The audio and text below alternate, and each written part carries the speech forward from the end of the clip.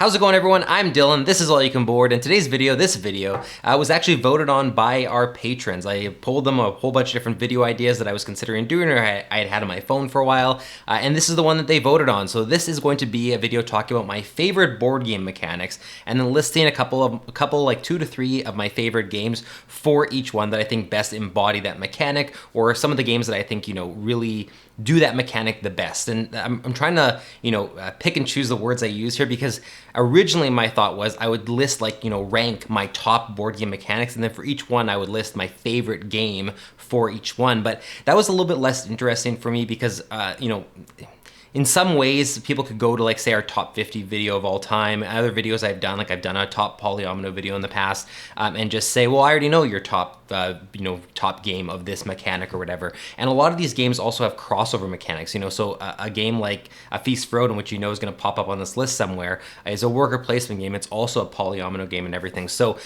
I thought what I would do is for each of these mechanics that I'm going to talk about, they are some of my favorite mechanics. I'm not going to rank them, where this mechanic is a more preferred mechanic than this mechanic. I'm just going to list all the mechanics, and for each one I'm going to list some of my favorite games, 2 to 3, that best embody that mechanic. I think do that mechanic the best, or best highlight and showcase why I love that mechanic so much. So it might not be that it's necessarily my favorite game of that mechanic, but it's ones that I absolutely adore. There's not a single game that's going to be on this list that I don't love, and some of them either are my favorite game of all time or are some of my favorite games of all time. So we're gonna kick things off with the very first one, and the first one is one of my favorite, well, these are all some of my favorite mechanics, but this is, if I was ranking these, there's a good chance this would be in the top 3 of my favorite mechanics, and that is worker placement. So for each of these, I'm going to give you a quick description, quick rundown of what these mechanics are. I'm not going to, presume that everyone knows what these mechanics do, so I'll do a really quick overview. Worker placement is essentially games that have action spaces on the board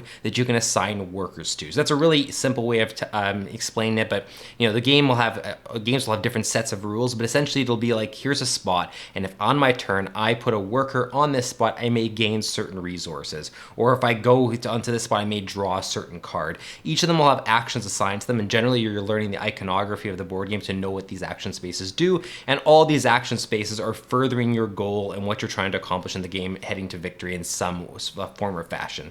Generally what will happen is there'll be a phase of the game that is like, this is the action phase, this is the assign workers phase, and everyone will be placing workers onto the board. Workers are essentially just like meeples, or it could be discs, it could be different things like that, that you're going to be placing onto to take those actions. So those are worker placement games.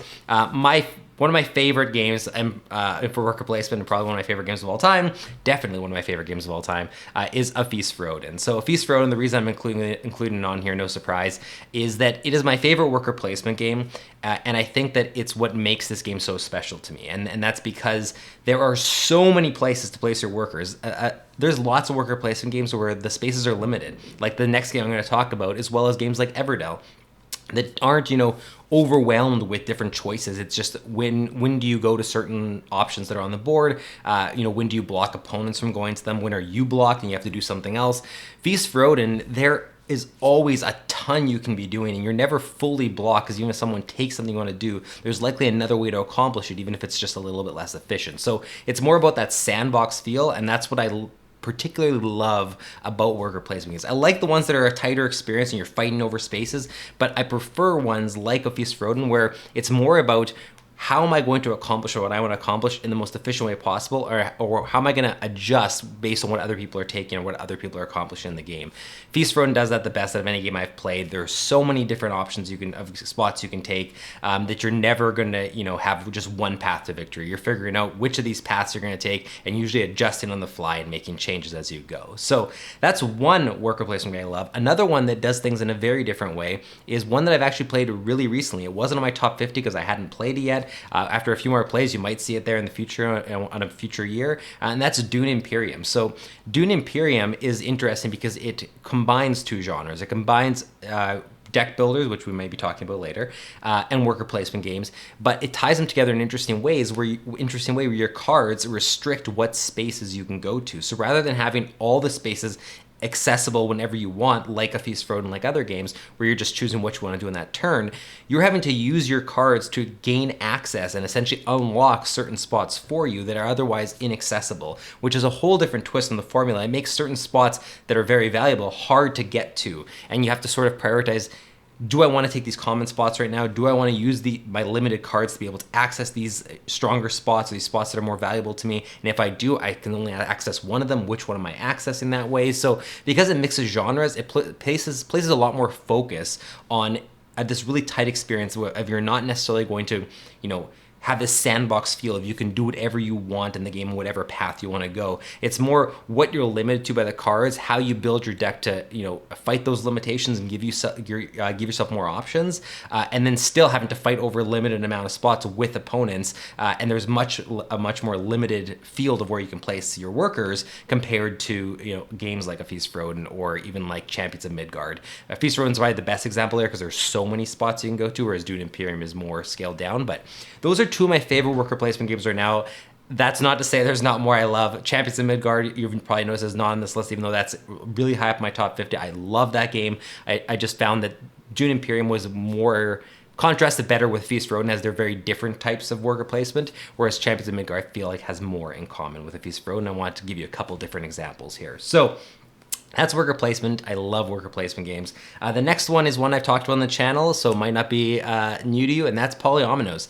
POLYOMINOs are games that essentially have the Tetris-like pieces that if you're familiar with Tetris, you'll know like the L shape and, they're not all Tetris pieces. Sometimes there's U shapes and weird zigzag shapes, but essentially it's these POLYOMINO Tetris-like pieces that you're having to place on a board, usually to try to fill the board as effectively as possible, or cover certain spaces and fit these pieces together without going over the edges of the board, without going over top of other pieces. And just, it's all spatial awareness. How can you do this in the best way possible?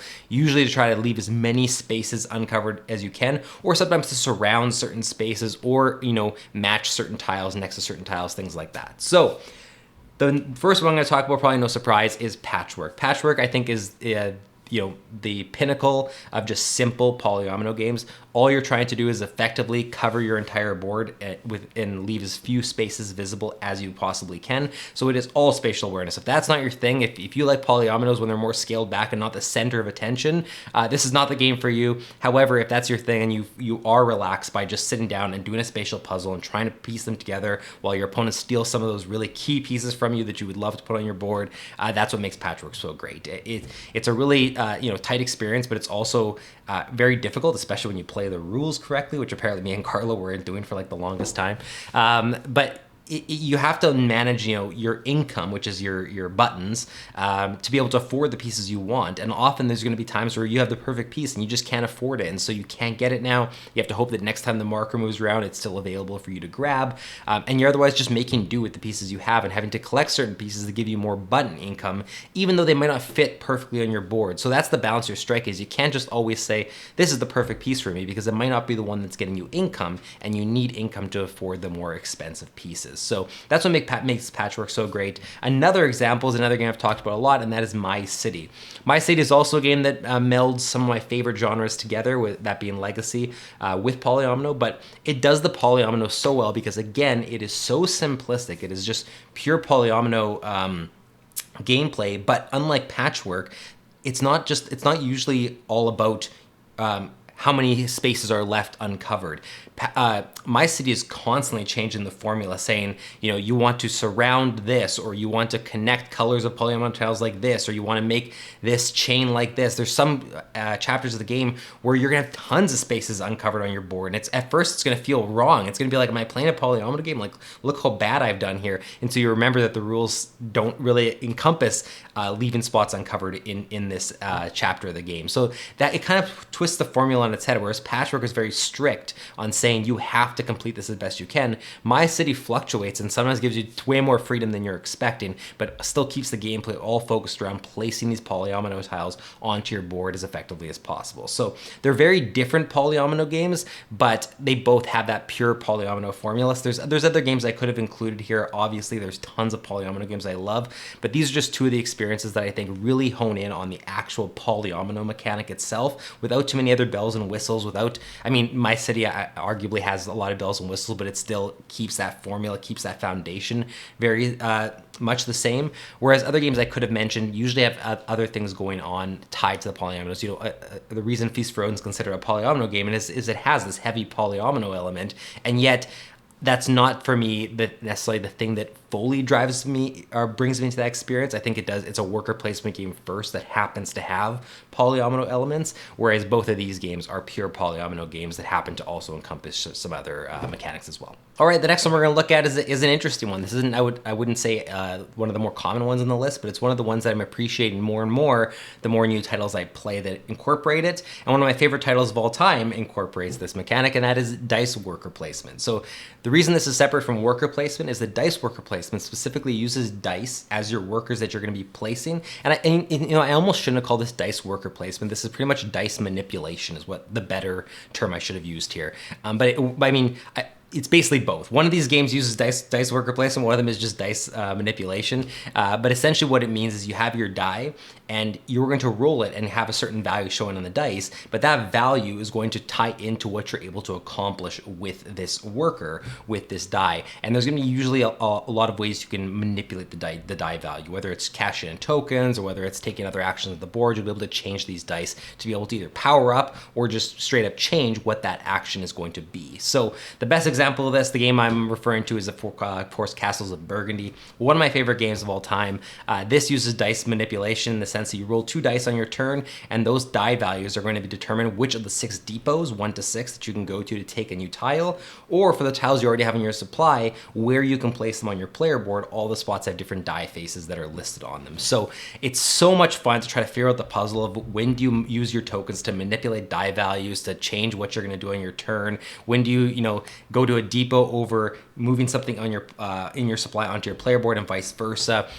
This is the game that made me fall in love with dice manipulation and dice worker placement and really appreciate that aspect of dice in board games. Before this, a lot of what my experience had been is straight up just rolling dice, and that's pretty much it. A random effect is applied because of this. This aspect of using dice is something I appreciate way more. Games like Coimbra, games like Dice City are other ones I've played that I've loved because they use this mechanic. Voyages of Marco Polo is one that we've played on Board Game Arena that I love because of this mechanic. So there are a ton. And the other one I want to talk about, another one of my favorite games that uses this, is Teotihuacan. So this is one where you have dice that are essentially your workers that you're moving around the rondel of the board. But if you have them as a 1 or a 2 on the die face, they accomplish one thing. If it's a 3 or a 4, it's another column of what it accomplishes. And 5 and 6 is when it's the most powerful. So whereas in Castles of Burgundy, it's not that 6 is more powerful than 1. None of them are more powerful than the other. They're just different. In this game specifically, the higher value on the dice, kind of like Voyages of Marco Polo, are going to have stronger effects. And also in this one, it's how many of your dice are on a location, you're going to have stronger effects. So Teotihuacan takes that dice manipulation and makes it a little bit even more critical about the die face, where you really want to try to get your dice up to a 6 in a lot of cases to be able to have them accomplish more. Castles of Burgundy is just about using and manipulating what you roll each time to not be a certain value, but just on that turn what you're trying to accomplish and what you can make work based on what's still left on the board, what's still in the depots, what's in your supply, etc. So these are 2 examples. I love this board game mechanic a lot. It's one that I definitely need to play more of. There's tons of games when I looked it up. I looked up the mechanic itself on Board Game Geek, and there's so many titles that I'm like, oh my god, of course, I haven't played that, I haven't played that, I haven't played that. This is one that I definitely need to dive into more because I've yet to play a game that uses dice manipulation that I don't end up really enjoying, at least on some level, because of how much I enjoy this mechanic. So that is dice manipulation, dice worker placement. All right, the next mechanic I'm going to talk about is one that honestly it was only recently that I clued into the fact that, man, I really like this mechanic. I just wasn't piecing together that a lot of these games share it, and that is auction bidding. So auction and bidding, if I was ranking these, might have been in the top 3 or top 2. I love auction bidding games. I love them so much that I couldn't even nail this down to 2, so there's actually going to be 3 examples I'm going to be using to kind of explain the different aspects of this mechanic that I love and how it can be implemented. The first one of those being Biblios. So actually, you know what? Hang on, before we get into Biblios, let me just quickly explain. Auction bidding is exactly what it sounds. So Generally, there's going to be something that you're having to spend money on, resources on, currency on, and you're going to have to be doing some form of bidding or auctioning to be able to acquire things. So there's all different types of auctions, and one of the games, utilizes, I'm going to talk about, utilizes a whole bunch of them. But you might have to do blind auctions. You might have to do open auctions where it's like when you see the auctioneer and he's like, do I have 20? Do I have 25? And you can keep going up.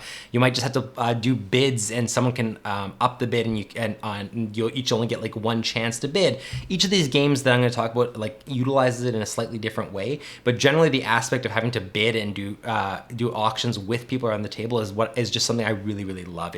There's tons of hilarity, tons of fun, especially with the right group of people. It can lead to some of the best gaming experiences I've ever had. So first one I want to talk about, of course, is Biblios. So Biblios is one of my favorite games of all time, and it's because in these two phases that happen in Biblios, it's all being driven by the fact that you're having to spend currency in the second phase that you acquired in the first phase. So in the first phase of the game, you're going to be placing cards either in front of you, in front of one of you, or in front of all your opponents, or into a deck that's going to be used in the second half of the game.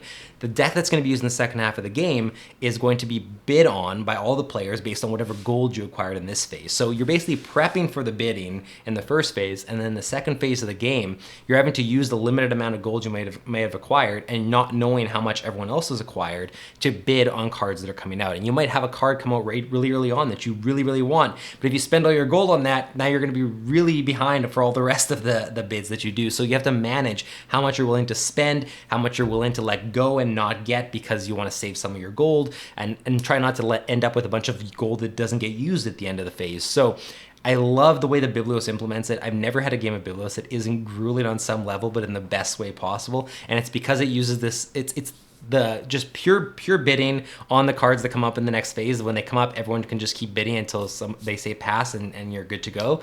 But it's because you've constructed this deck all together secretly in the first phase that it makes the second phase so interesting, because you only know some of the things that you're going to be bidding on, and you don't know what other people have put into this deck.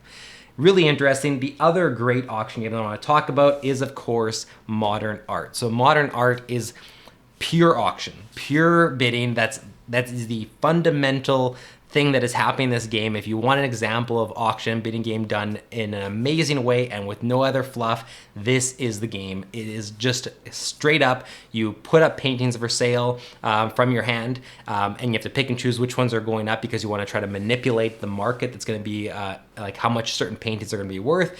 And every single painting that you put up is going to have an icon on it that lists what type of bid is going to take place. It could be silent bids, where everyone puts out their hand and reveals what they bid, and whoever bid the most takes the painting. It could be open auction. It could be everyone makes one bid as you go around, but at any point or it goes around like that, and whoever wants to beat the previous bid can, or they can pass. Whoever has the highest bid takes it. It could be that I set the price, and then the first person who wants to take it for that price gets it, going from my left to right. There's all different kinds of auctions taking place. That's why I said it's a pure auction game. There's just so many different types, but it's so much fun, the strategy, trying to figure out which ones to buy, how to set the market price, how to manipulate the market price for all these paintings. The more I've played Modern Art, and I've only played it a couple times, but every time I have played it past the first, or maybe I've only played it twice. Regardless, what I'm trying to say is the more you play Modern Art, I think the more you appreciate it, and especially if you're someone who loves auction games, I absolutely adore Modern Art, and it is probably one of the best examples of this auction bidding that I can come up with. And the last one I'm going to talk about is one called Keyflower. So Keyflower is really high up in my top 50, and that's because I adore this game, and what I love so much about it is it mixes worker placement with auction bidding in a really, really clever fashion. So the way the bidding is going to work is that you're actually bidding on your meeples. So everyone's going to have secret meeples behind their screen, and in 3 different colors. When someone bids on one of the tiles that's available for everyone, they are setting the color that's associated with that tile. So if I place my first bid with a red meeple, only red meeples can be used to bid on that tile. So as you acquire knowledge of what color of meeples everyone has, you can win different tiles that are on the main board for very cheap, just by knowing if I do a yellow, very little people will be able to compete with me, or if they do, they're going to spread themselves too thin and not be able to compete for other tiles. So it's not just about who can bid more, it's about knowing which colors to bid and when to hold back certain colors that you have, let other colors come out first, and then reveal that you have certain colors, and knowing you won't have competition. There's tons of really cool stuff, not to mention that all the tiles that you're bidding on, you can also go on to as a worker placement spot and use. It combines literally two of my favorite genres. It's no surprise it's in my top 5 games of all time because of those reasons, but it does auction bidding different than the other 2 games I mentioned, because it's not currency, it's your meeples, and the type of meeple, the color, is going to dictate, you know, what is actually played on that spot. So all 3 amazing games, and they all do it a little bit differently. And honestly, the fact that all 3 of these games are, I was gonna say all 3 of these games are high up in my top 50, but one of them wasn't even in my top 50 because I had only played it once when I did my top 50, and that was Modern Art. But I can almost guarantee you it will be on there next year, especially if I keep playing it. There's a reason I adore these games so much, and it's because auction bidding is so much fun, and if you haven't tried it out, I would highly recommend giving it a shot. All right, the next one we're going to talk about, another one of my favorite board game mechanics, is tile placement. Some of my favorite games are tile placement games, and honestly, this encompasses a pretty large array of games. A lot of things can be tile placement games, so I'm not going to do a full explanation because I feel like I'm going to skip things out, but generally any game that has, you know, a supply that you're pulling from, or a main supply that you're placing tiles either onto a personal area, onto a shared area, to accomplish some sort of goal, to score a certain amount of points, etc., is considered a tile placement game. So everyone, I think, has certain types of tile placement games they gravitate towards or prefer. The ones I want to talk about today are Azul is the first one. So Azul is a tile placement game, but it's different than, you know, what you might come to expect from a tile placement game if you're thinking of games like Carcassonne, or, you know, I was about to say one of the ones I'm going to talk about, but or like Overboss, for instance, is a different type of tile placement game. Azul, you're placing tiles onto your board on one spot, generally like a lot of them, like up to 5 of the same color, to be able to accomplish the feat of moving a single one onto your board, which is an interesting way of going about it. I've never really up to that point had seen a tile placement game handled this way.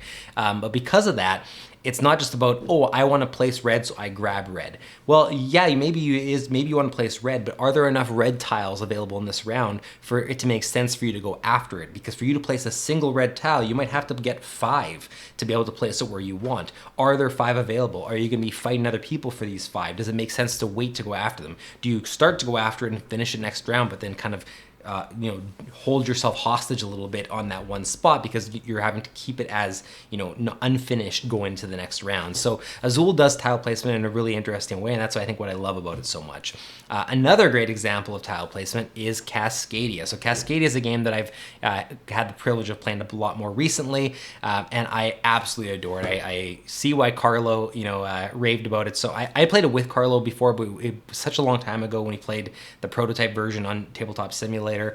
And I played with the rule incorrectly in terms of what I was doing for scoring. Having played it since then a few times correctly, it is such a joy to play Cascadia. That is back to sort of the tile placement you may be more familiar with if you've played games like Carcassonne. You have a personal player area and you're placing tiles in there. The difference here is that usually with games like that, there's restrictions saying you have to place a tile where roads connect to roads, or this terrain connects to this terrain. In this one, you can place them however you want. However, there are scoring objectives that you're going after as well. You can get nice clusters of a certain terrain type, but at the same time, you're placing tokens on top of these tiles, and that's going to kind of factor into where you want to place tiles. So even though you can place them wherever you want, you are still generally following certain rules. It's just that those rules are going to be different every single game. So those are some of the my favorites. Honestly, there's tons more. There's games like Fjords that I didn't talk about here. I mentioned Overboss. There's so many tile placement games I love. It's impossible. I can spend the entire video talking about tile placement games, and maybe one day I'll do a best tile placement games. But these are some of my favorites, and it's one of my favorite game mechanics for sure. Next up, we're going to talk about a really interesting one because it's something that I love, and I sometimes forget that it's its own niche, its own board game mechanic. And I have some really good examples, I think, of this, and that is variable scoring and setup. So that might not sound super interesting, but the reason I love this so much is because this is usually what adds so much longevity to games and makes every session you play of a game feel different. What this is generally a game starts, by giving you a different set of powers or a different set of resources or a different set of amount of currency to begin the game. Examples of that could be like, that I'm not going to talk about, could be like Zolkin, where every game each player is going to start with different resources or up on certain tracks based on the tiles you start with.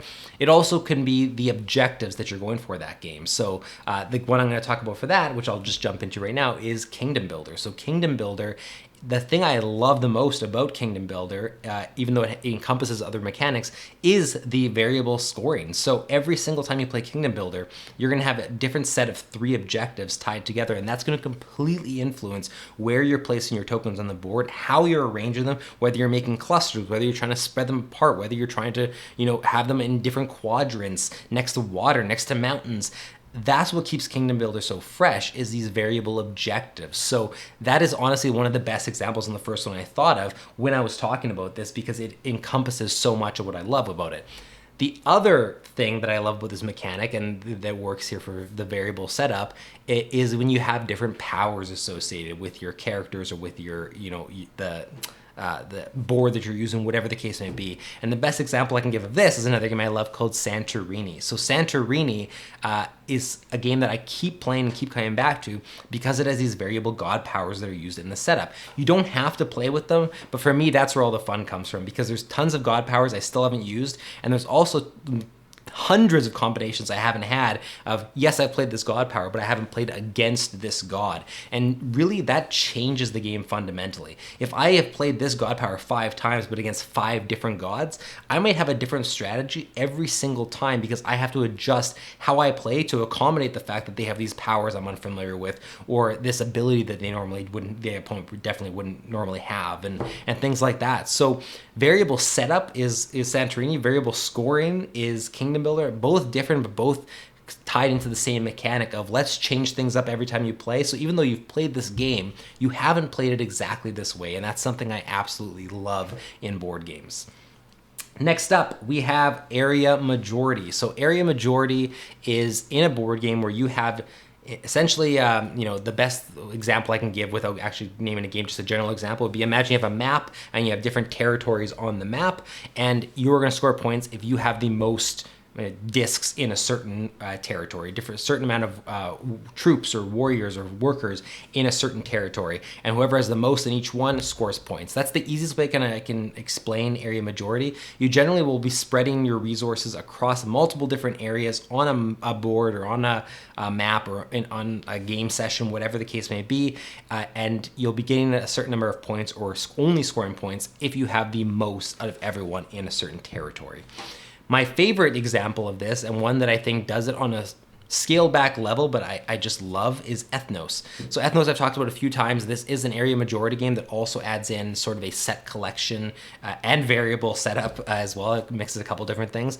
But everything you're going to be doing with your hand of cards and the hand management you're doing is going to be to place discs onto areas of the map, and the discs that go onto the map are going to go in certain areas that score differently. So every game there's going to be variable setup to kind of determine which area is going to score how many points during round 1 compared to round 2 compared to round 3. So you're fighting over different areas every single round of the game. Age, I think they call them ages. Every single age of the game, and every game it's going to be certain areas that are stronger than others compared to the last time you played. And that to me is interesting when you have area majority, but it isn't pure area majority. You have this other thing that's influencing how you place your discs or your characters or whatever the case may be onto the map to sort of shake up the formula and keep it different every time. That's what I love so much about Ethnos. This is my favorite, one of my favorites, if not my favorite, area majority game. Another great example, though, is Rising Sun. So you might be wondering, how am I mentioning Rising Sun before other games? I honestly haven't played that many of the, huge, very popular area majority games. There's tons that I still need to play that, once I have, I'm sure that Rising Sun will get bumped off the list for games like Blood Rage or Ankh or, Inish, and there's there's tons I have not played that I just need to play.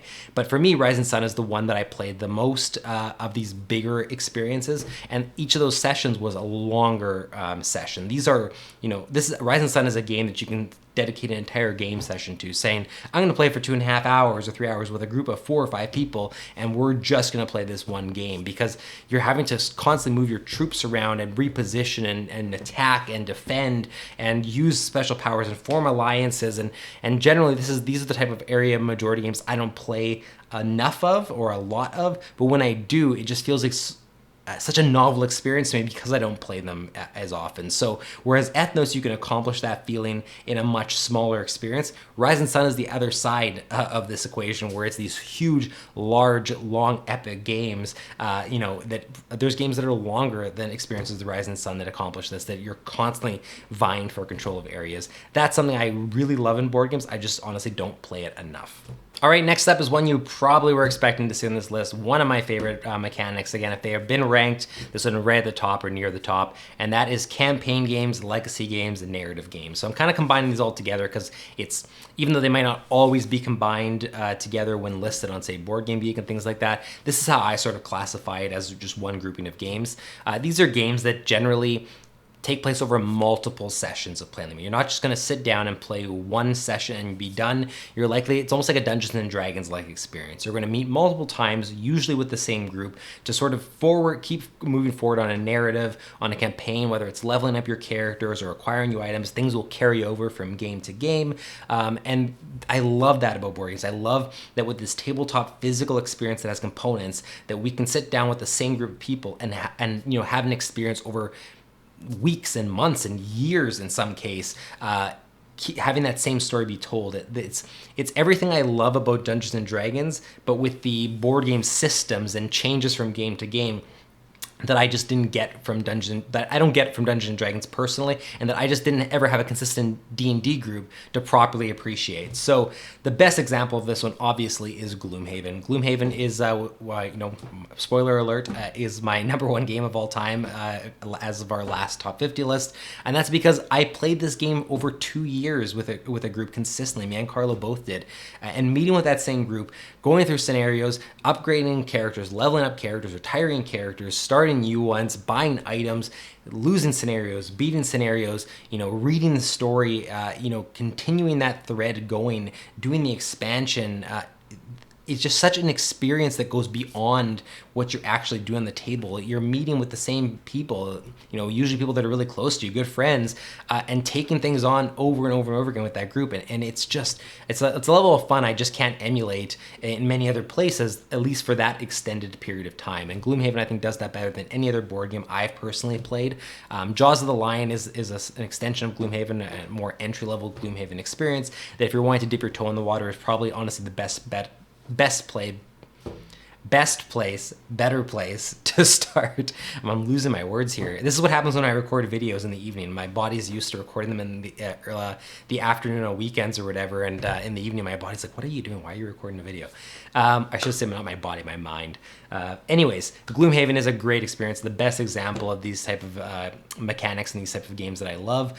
Another really good one though, and this is a new one that I've actually recently played, and the reason I'm including this over other options is because I think this is more so leaning heavily into the narrative aspect, and that's Sleeping Gods. So myself and Carlo and our friend Braden, who you might know from the Discord, we've sat down and we have started a campaign of Sleeping Gods, and this is, there's elements of it that are for sure a campaign game, and it's things are changing and evolving, and you can stop whenever you want and pick things up the next time. But more than any other game I've played, this is heavy on the narrative side in terms of story, in terms of how your choices affect things, in terms of, it takes all the best parts from a game like Tainted Grail and does them in a more lighthearted and lighthearted probably isn't even the right word to use. It's probably an unfair way to do it, but it's more effective in the way it delivers the narrative and your choices and everything, and giving you the freedom to just sort of explore the world at your leisure and go where you want to and investigate what you do and don't investigate what you don't want to investigate. So you get quests, you can tackle this one, but it might lock out this quest, or you can choose to ignore this, but something might happen if you do.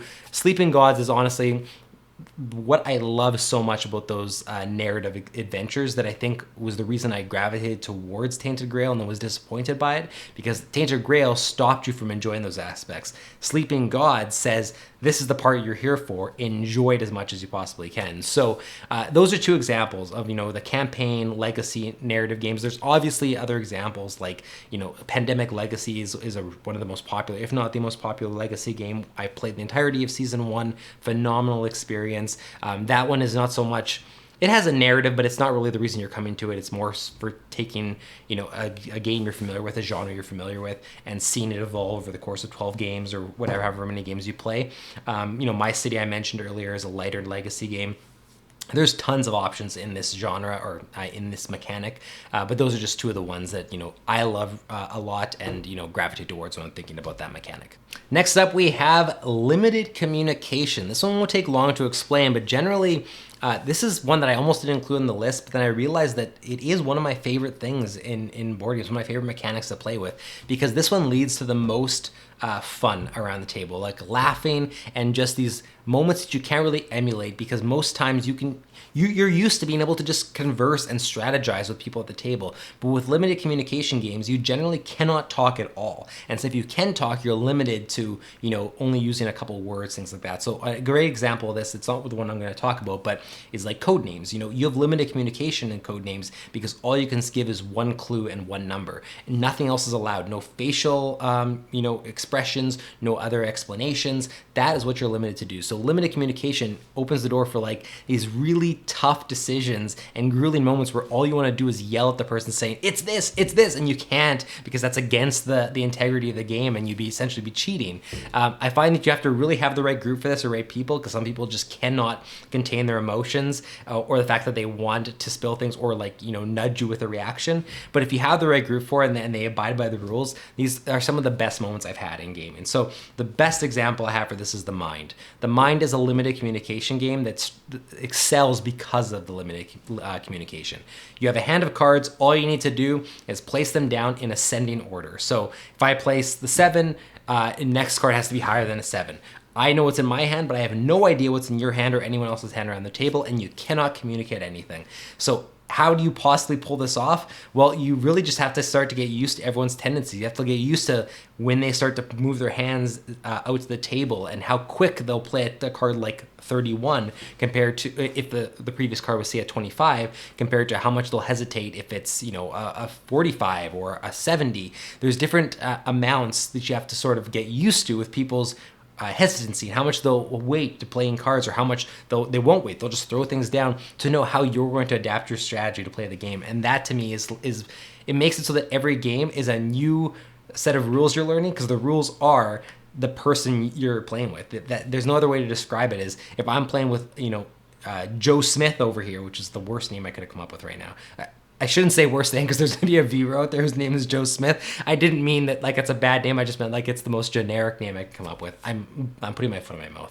Regardless, Mr. Smith over here may always play really quick and not hesitate. And now I have to adjust my strategy to make sure that we can win if I know he's playing his cards quick. And likewise, he's going to have to adjust his strategy to how I play as well. So that's limited communication in The Mind, and it's one of the reasons I love it so much.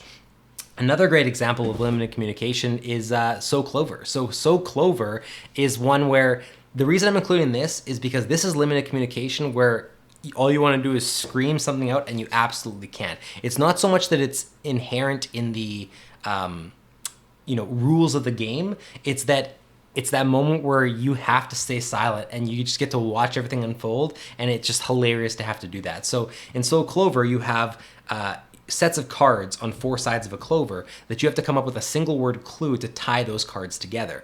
But after you write down all the clues, you're going to remove all the cards out, and then people are just going to have this empty board with clues that you've written down. And you have to now take those cards, shuffle them together, and all your teammates have to try to put those cards back in the right combination that all your clues line up. So you're watching everyone put your cards back. You know exactly what you meant by certain clues. Some of them are obscure, some of them aren't, and you know exactly what you want them to accomplish. And suddenly you hear them saying, "Oh, he must have meant this because look at this," and all you want to say is, that's not at all what I meant. How are you getting that? Or, oh my God, I didn't think of that. I want to tell you that that's not what I was thinking. But you can't. You got to sit there and watch it unfold. And to me, even though the limited communication is a small part of Soul Clover, it's the part that I think is the most fun, or like the funniest part of it, is having to just be the silent one and watch all your work either just explode in front of you or go down exactly like you hoped, and then you feel really good about yourself. So 2 different examples of limited communication, but 2 games that I really, really love. All right, this second last gameplay mechanic we're gonna look at is deck building. So you knew this one was gonna be on this list as well. I'm a big fan of deck builders. There are so many deck builders out there that it's, whatever ones I talk about here is a small, sample of everything that you could possibly play in this genre. And everyone's gonna gravitate to something different, I think, on it. So deck building is essentially this genre that, it became popular with a game called Dominion, where you are gonna start the game with a very small, simple deck, and usually through some sort of market area that you're going to be purchasing from, you're going to slowly purchase cards and add them to your deck. And when you add them to your deck, you're actually adding them to your discard pile, because once your deck runs out, you shuffle your discard pile into a new deck, which means you're buying cards for the future. And every time you shuffle your deck's a little bit bigger and has access to better cards that it didn't before. As you do so, you're going to want to thin out your deck and get rid of cards that are no longer useful to you, like the ones that you started the game with that say this card you play and gives you 1 coin. You may have acquired a new card from the market that when you play it gives you 3 coins. So why do I need this original card? Generally, there'll be a way in deck builders to eliminate cards from your deck to thin it out and get it just to the ones you want to be in there. But essentially, you're doing all this to score victory points, to move around a board, to all sorts of other things. But you're basically trying to get this deck as best as you can, optimized as you can, to be able to accomplish your goals. So I mentioned Dominion, that's the original deck builder, and I don't know if actually it's the original deck builder, but it's definitely the one everyone thinks of when you think of one of the first deck builders. So it's not on one of the list, one of the games that I'm talking about for this mechanic. The one I'm going to talk about first is Clank. So Clank is a deck builder that I really enjoy because you're doing everything I just said in terms of optimizing your deck and adding new stuff to it, but rather than just playing cards and having the actions take place and that be sort of the end of it, you actually have a board that your cards that you play are giving you movement and giving you money that you can spend at the market as well as attack values to be able to attack things that you encounter or overcome corridors that have monsters in them. So to me, this was my first experience realizing that a deck builder could be more than just I play this and I gain this, or I gain points and that's it. There was an entire board that I was manipulating my character on, having to move through, and I had to optimize my deck for movement, but then also for attacks, and then also for being able to purchase things from the market and score points at the end of the game. This was my first introduction to that aspect of deck builders, and that's why I think Clank just resonates with me still to this day and has a special place in my heart, because it would sort of show me the breadth of what is possible with deck builders. The other example is one that is very similar, whereas a lot of games on this list I've kind of shown you 2 different examples. These ones are very similar, but it's just because I love them so much I could not put these ones on here, and that is the Quest for El Dorado. So the Quest for El Dorado is also a game where you're playing cards to be able to move across a board, but it's much more focused on that aspect than it is with Clank that has other things going on, and you're having to grab artifacts and also attack, monsters, things like that. El Dorado is just race. You're just trying to race yourself to the end of the board by optimizing your deck as much as possible. And every card you play can overcome a different type of terrain. So as you see yourself moving on the board, and if you look ahead and say, I actually don't need any more of this type of card because I don't have any more of that terrain to overcome, you may try to get rid of those cards and get more of the type that is more effective for the terrain that you want to overcome. And that happens a lot with like the water tiles. When you need to cross a water tile, you want to have them, but when you don't, you definitely don't need them in your deck. You might try to thin them out. So it is a game that really makes you prioritize thinning your deck and getting it to just the things you want, eliminating the cards you don't want. And it also has dual use cards, or one of them will let you overcome these desert tiles, or desert terrain, but it'll also function as your money that you can use to buy things from the market. So that's kind of cool that it teaches you that as well. So both these games utilize deck building to sort of drive yourself on a main board, and to me that's the stuff that I find most interesting with deck building. It's the reason I've gravitated away from things like Dominion, is I want to do more than just deck build and then have everything sort of take place on the cards. I want the cards to influence a board, influence something else that's going on. Clank and the Quest for El Dorado are games that do that.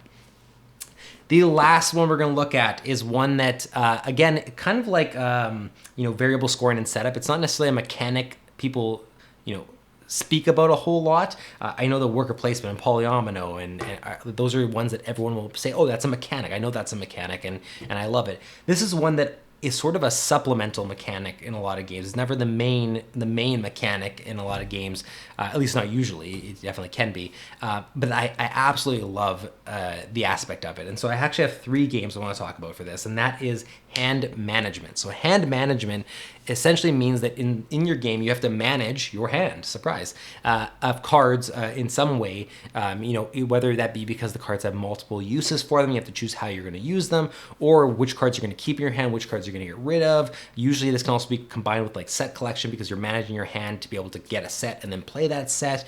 There's different ways hand management can be used, and the first 2 that I want to talk about kind of do you know, one specific thing with hand management that I love, and that is dual use cards.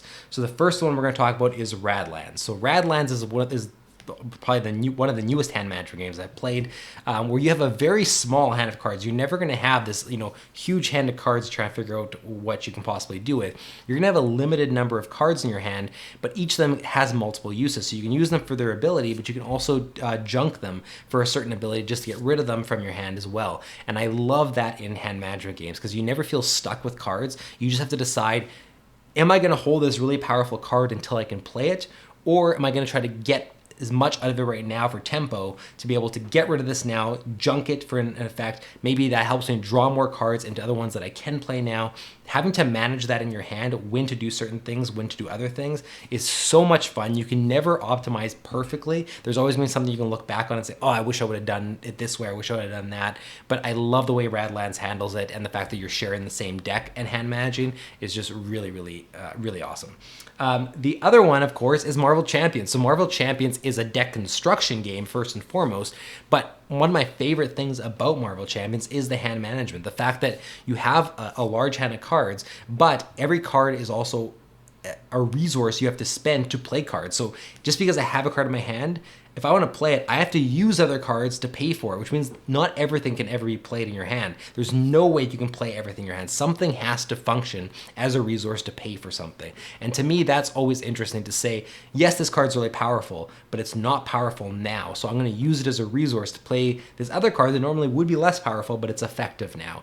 Those type of decisions, like in Radlands, you're even having more than Marvel Champions because you've constructed the deck yourself, whereas in Radlands, you're picking from a deck that you don't know what you're going to draw into and what your opponent's drawn into. You've kind of crafted everything you can in Marvel Champions, and now you're just trying to figure out how you can utilize everything the best way possible.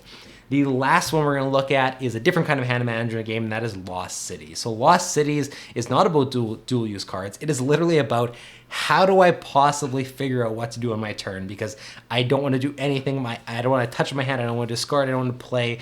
Everything is just grueling about this game, and yet it's so much fun and addictive to come back to. And that's because all you're doing is playing colored cards into colored spots on your board in ascending order, but as soon as you play something, you can't play anything lower down than that number. So I might imagine a hand where I have, you know, a bunch of blue cards, a bunch of red cards, and a bunch of green cards. But as soon as I start one, like if the lowest card I have for green is 6, me playing the 6 might trigger my opponent to discard all those low green cards, because now I can't play anything lower than a 6. Or after I play the 6, I'm going to draw and realize I drew into a 5 and say, oh, if I would have waited, I could have played the 5.